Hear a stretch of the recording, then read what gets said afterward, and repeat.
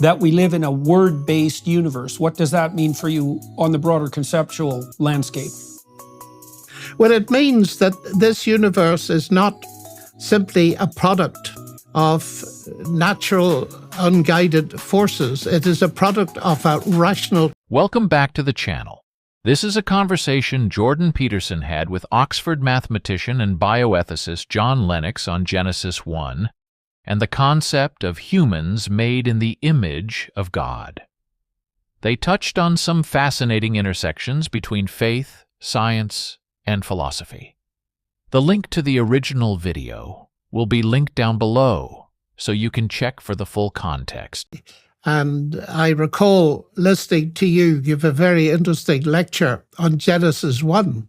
And when you came to the statement that human beings are made in the image of God, you paused and you pointed out that this was the cornerstone of our civilization. And I agree with that entirely. I think that what Dawkins is saying actually points in the exact opposite direction to what his worldview is, which is atheism, of course. In other words, that we can read off from creation something about the idea of a creator. And as you say, it dovetails perfectly.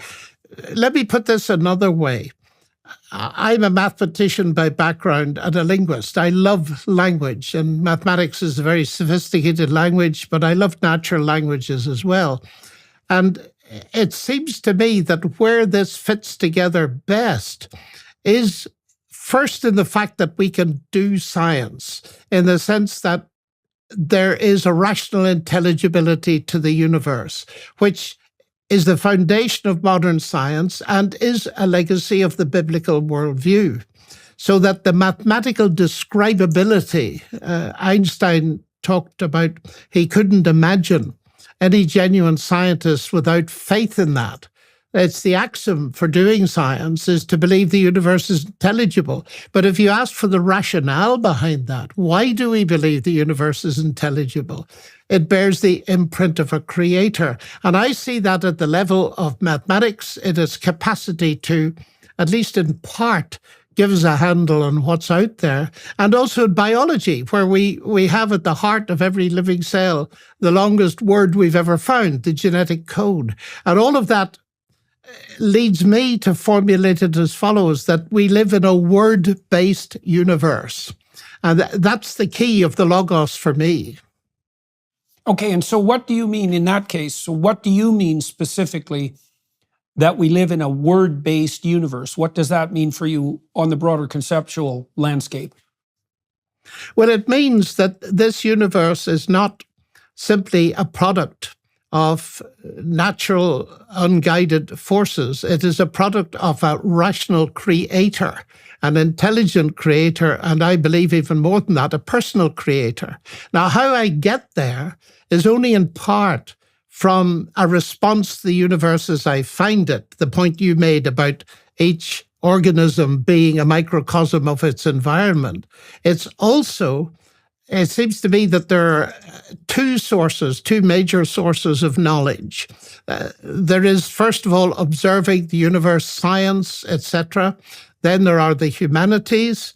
But there's also the concept of revelation, in which I believe. In other words, it's not simply the human quest for the creator, it's the creator revealing himself. So for me, the anchor point in the end is that the logos became human and we beheld his glory. In other words, we can see exactly what this means in terms of what we can understand. That is the human being in which God encoded himself in Christ. Now, those are big ideas, of course. They're very deep ideas. They need unpacking. But that's essentially where I'm coming from. Okay, so, all right. So let me elaborate in two directions with regards to that. So the first is that, so one of the axioms of faith that's necessary before you embark on the scientific endeavor as an individual or as a culture, which might explain why science emerged in the Judeo-Christian context and no other place, is that the universe is intrinsically intelligible. But there's another axiom too, which is that the honest investigation of that intelligibility will be good. And so there is this insistence in Genesis when God casts order out of chaos and creates the world. After each day of creation, he states explicitly, and it was good. And when he creates man, I believe he says that it is very good. And the reason for that is that not only is there an order, but that the order is, in its deepest sense, beneficial and positive. And the thing is that it's easy and even rational, it might be easy and even rational to take the Frankenstein monster view of the investigation of the world and to say, well, even if the cosmos is intelligible, that doesn't mean that our investigation into it is intrinsically good or that it would bear good fruit. Now, you have to believe that the truth will set you free in order to be a scientist, because if you believed that the truth had no bearing on human flourishing, let's say, then the whole enterprise would be pointless. And if you believed that the investigation of the complexities of material reality would lead us astray, then you'd say that that should be taboo and forbidden. But that isn't what we decided. We decided that the revealed order would be good.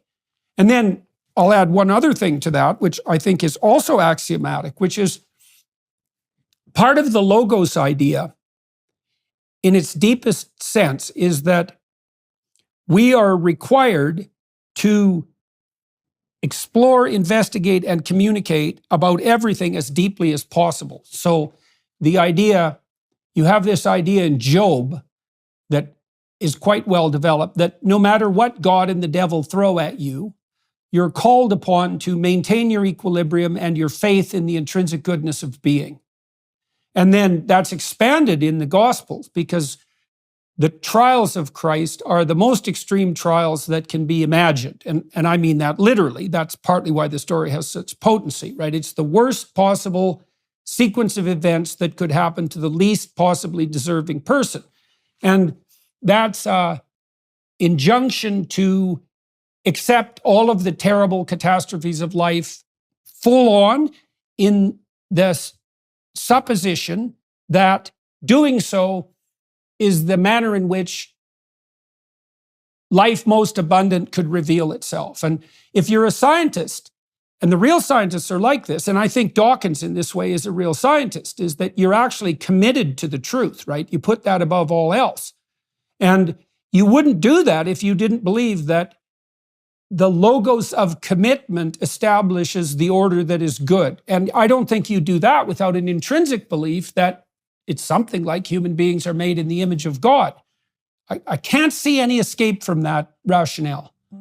Nor can I. And it's interesting that when I did the debate with Dawkins at the Oxford Natural History Museum, at the press conference afterwards, we were asked, was there anything that we agreed on?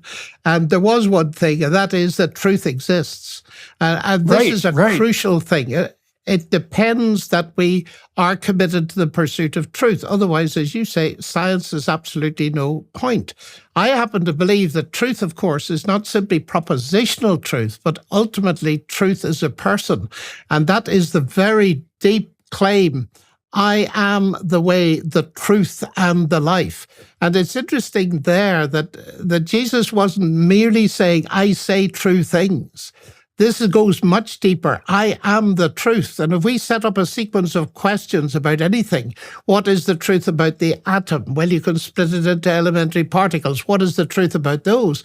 I believe this claim is so big that it's actually saying that at the end of the backward sequence of questions, Jesus Christ will say, I am the truth. And of course, that resonates with what you were studying in Exodus so interestingly. I am is the fundamental proposition about the nature of God. I think what I find fascinating is the sayings of Jesus in John 14. 6, I am the way, the truth, and the life, which is extremely exclusive and true. The motivating factor that drove all the ancient mathematicians and scientists to do science was that they expected a law in nature because they believed in a legislator, as C.S. Lewis beautifully stated.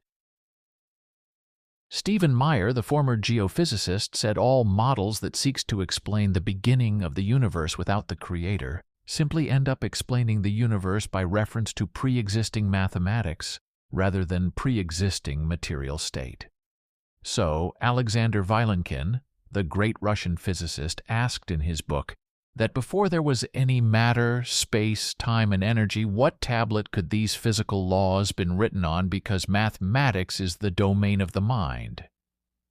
And scientists believe these laws are conceptual and discovered, not invented, and so in whose mind do these laws exist? Which I think is a fantastic question that leads back to the Creator. Let me know what you think in the comments section.